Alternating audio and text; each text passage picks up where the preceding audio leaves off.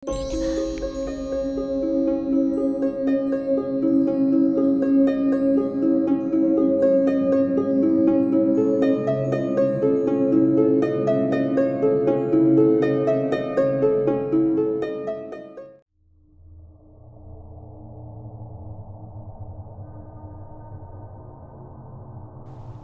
selamat malam dan selamat datang. Kembali lagi ketemu sama Denny, narator Rumah Horor Indonesia.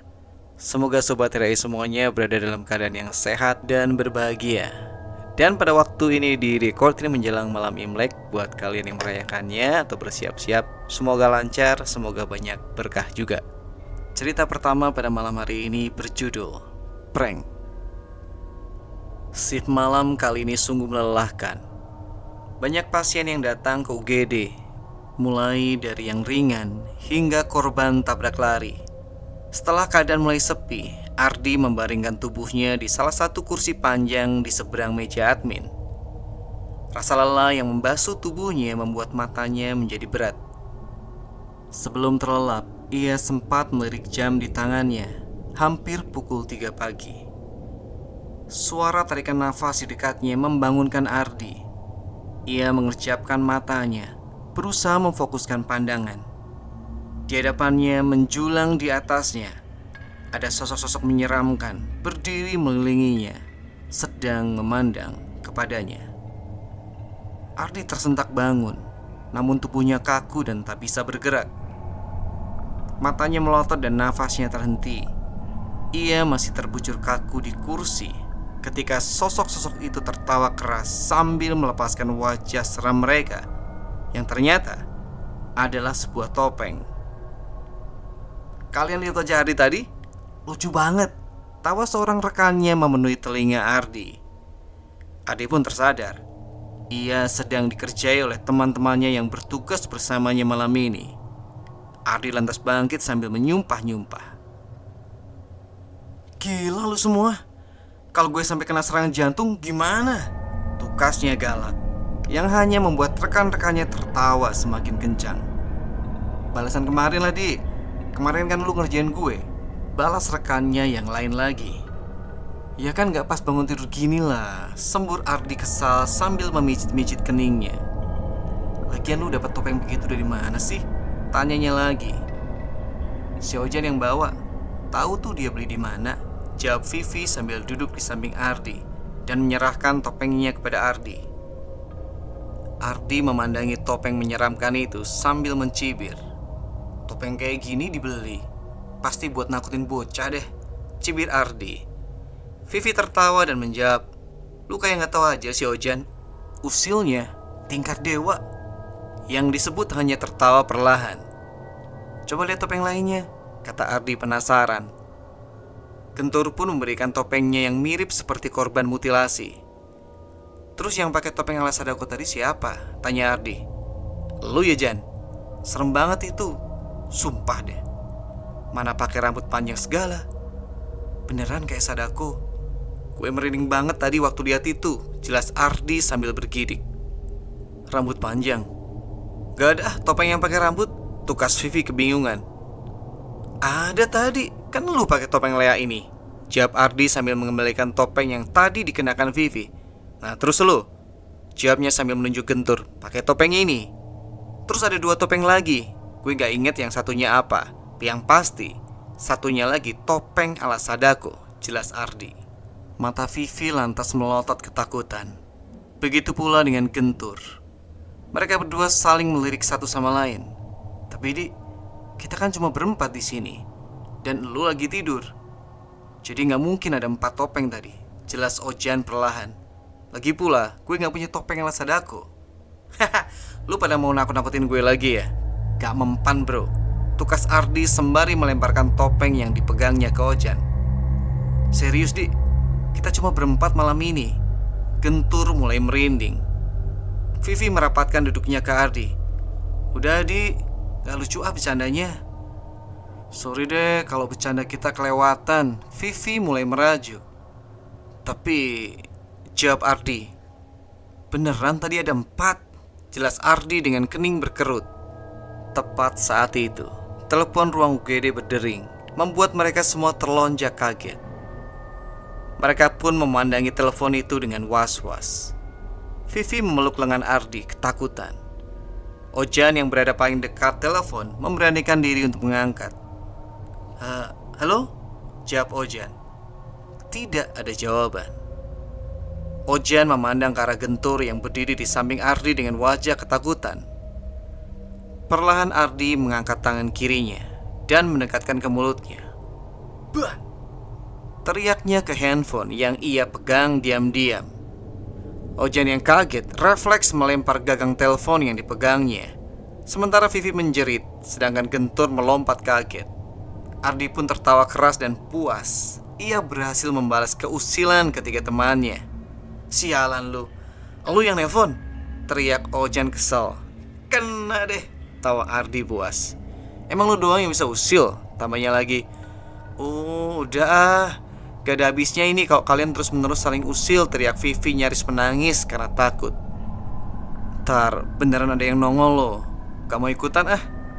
Oke, kita cut dulu sebentar ya. Sebagaimana tulisan dari Kuacang yang sudah pernah kita bacakan ceritanya, pada beberapa kisah diberikan point of view tokoh yang lainnya. Oke, mulai sekarang saya akan bacakan point of view tokoh yang selain mereka berempat. Di ruang UGD itu ada 4 orang dokter muda. Yang satu sedang tidur di kursi. 3 orang lainnya merencanakan keusilan mereka. Sepertinya bakal asik. Ikutan ah. Itu pikiranku saat itu. Maka aku pun masuk ke ruang itu dan ikut berdiri bersama ketiga dokter itu, mengelilingi si dokter muda yang sedang tidur. Kuurai rambut panjangku menutupi wajah, hingga hanya mataku yang terlihat.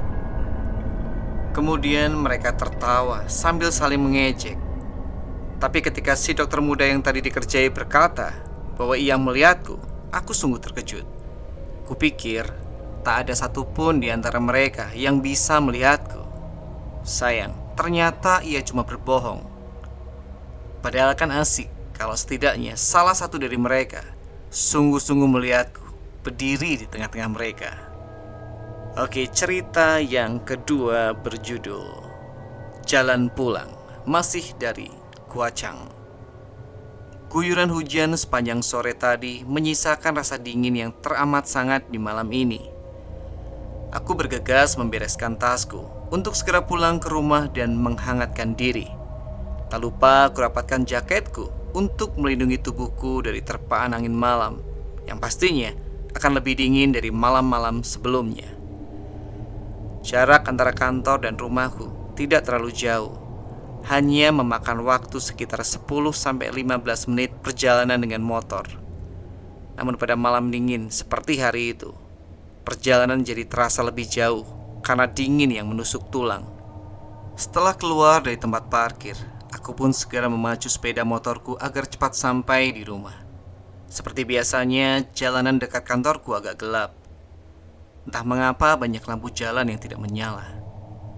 Ketika aku melewati sebuah jalan yang agak ramai, beberapa mobil dan juga sepeda motor membunyikan klakson saat mereka melewatiku. Padahal motorku melaju cukup cepat dan aku juga tidak menghalangi mereka. Aku pun mengambil jalur di kiri agar mereka tak perlu repot membunyikan klakson, walau aku tak tahu kenapa. Namun tiba-tiba sebuah sepeda motor melaju melewatiku, masih dengan membunyikan klakson, dan sang penumpang di sepeda motor tersebut terus memandangiku dengan setengah melotot, membuatku kesal setengah mati. Kupacu motorku agar melaju lebih kencang. Aku lelah secara fisik dan juga mental. Ditambah dengan kelakuan orang-orang yang terus saja mengklakson, membuatku semakin lelah. Tubuhku sedikit kaku, pundakku terasa berat dan punggungku terasa agak panas. Aneh, karena udara malam ini sangat dingin. Ketika melewati rumahku, aku kembali melewati jalanan yang sepi dengan penerangan yang minim. Dan tiba-tiba saja motorku mogok. Hebat sekali. Terpaksa ku dorong sedikit motorku agar aku berada di bawah satu-satunya lampu jalan yang menyala di sepanjang jalan tersebut. Ketika sedang berusaha mencari penyebab mogoknya motorku, tiba-tiba pundakku ditepuk. Aku terkejut dan melompat. kemudian berdiri sambil membalikkan badan. Seorang anak lelaki berusia sekitar 16 atau 17 tahun berdiri di belakangku sambil tersenyum. "Mogok mas?" tanyanya sambil tersenyum. "Iya nih, tiba-tiba mesinnya mati," jawabku sambil mengelap keringat di keningku. "Bensinnya mungkin," tanyanya lagi. "Masih banyak kok, kemarin baru isi full," ujarku. Kemudian anak muda itu menemaniku sambil berusaha membantuku. Setelah sekitar 3 menit berusaha tanpa hasil, aku mulai berpikir untuk menyerah dan mendorong motorku sampai rumah. Toh rumahku tidak terlalu jauh dari tempat itu. Lagi pula kasihan anak muda ini terus menemaniku malam-malam begini. "Rumahnya di mana, Dek?" tanyaku pada anak muda itu. "Masuk ke gang itu, gak jauh kok," jawabnya sembari menunjuk ke sebuah jalan kecil dekat tempat motorku mogok. "Oh, ya udah. Adik pulang aja, udah malam. Biar saya dorong aja motor saya. Rumah saya nggak terlalu jauh kok dari sini," ujarku lagi.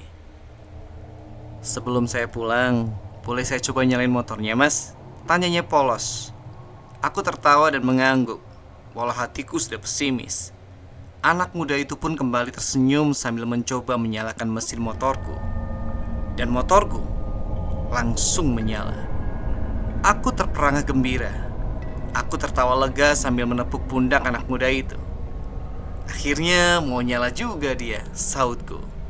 Anak muda itu hanya tersenyum lebar. Aku pun segera menaiki motorku dan berterima kasih pada anak muda itu. Namun anak muda itu hanya menggeleng. "Saya yang harusnya berterima kasih, Mas, karena udah dianterin sampai sini." Dan cerita penutup malam hari ini berjudul Alasan. Sudah beberapa hari terakhir ini aku menghindari temanku yang terus-menerus memintaku untuk menulis cerita horor lagi. Tak lelah ia menelponku atau bahkan datang ke apartemenku untuk melancarkan aksi bujuk rayunya. Seperti siang ini, ia kembali datang ke apartemenku tanpa pemberitahuan. Sambil membawa makanan dan juga es krim kesukaanku sebagai bujukan, lagi-lagi ia memaksaku untuk menulis. "Ayolah Jun, tulisan lu itu keren dan asyik dibaca," bujuknya. "Banyak yang suka cerpen-cerpen horor lu. Lu udah baca review mereka kan?" tanyanya. Aku hanya mengangguk lemah dan tetap menunduk. Tak sedikit pun aku berminat menyentuh makanan yang ia bawa. "Kenapa sih lu tiba-tiba gak mau nulis lagi? Potensi lu tuh besar bro," ia kukuh memaksa. Aku hanya bisa menggelengkan kepala dengan lemah. Lalu kuangkat wajahku dan kutatap matanya lekat-lekat. "Sorry mbak, aku gak bisa nulis lagi," ujarku pelan. "Tapi kenapa? Lagi stuck? Buntu? Gak ada ide? Writer's blocks?" cecarnya. Aku hanya tersenyum dan mendengus. "Kalau cuma itu sih biasa. Semua juga ngalamin. Tapi gak lantas harus mundur dari proyek kan?" tambahnya lagi. "Maaf mbak, keputusanku udah bulat. Aku mundur. Sekali lagi maaf mbak." Susah payah aku berusaha mengusirnya secara halus. Namun ia baru mau pulang setelah 1 jam lebih menceramahiku dan memaksaku untuk tetap bergabung di proyek horror stories yang sedang ia tangani. Tak satu pun bujuk rayunya mempan padaku. Tidak pula segala makanan atau hadiah yang selalu ia bawa untuk merayuku. Satu hal yang tidak ia ketahui, dan mungkin tidak akan pernah dia ketahui, hantu yang kutulis di cerita hororku yang terakhir kini terus mengikutiku. Ya oke, itu adalah penutup dari cerita horor kita di malam hari ini. Tadi waktu record ya, untuk di cerita terakhir, listrik di perumahan saya sempat mati. Jadi kebayangkan horornya kayak gimana di tempat saya itu. Lagi cerita horor tiba-tiba lampu mati. Tapi ya itu biasa aja ya, karena emang cuacanya lagi kurang baik. Tapi semoga kalian tetap sehat. Semoga terhibur dengan cerita-cerita tadi. Selamat malam, selamat beristirahat.